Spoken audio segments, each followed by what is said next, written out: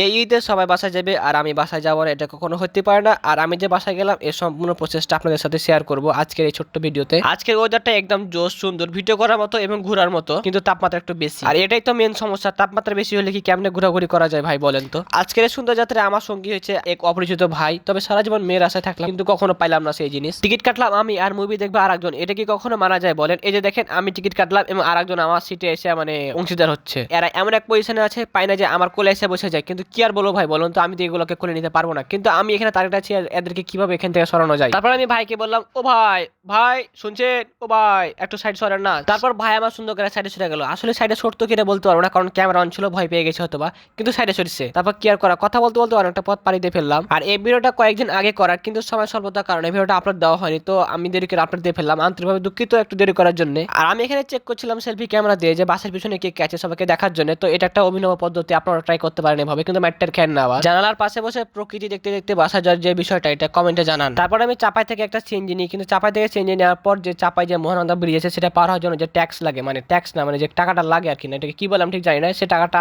আমাকে দিতে বলে মামা। আর সেটা দিতে গিয়ে আমি সেই ভিডিওটা ভালোভাবে নিতে পারিনি। আর এখন আমি আছি ঠিক চাপাই মহানন্দা ব্রিজের উপরে। আর আশা করি ভিডিওটা আপনার কাছে ভালো লেগেছে। আর যদি ভালো লেগে থাকে তাহলে হিট দ্য সাবস্ক্রাইব বাটন আর ফলো করতে ভুলবেন না। আর কমেন্ট করে জানিয়ে দেন আপনার কাছে ভিডিওটা কেমন লাগতেছে।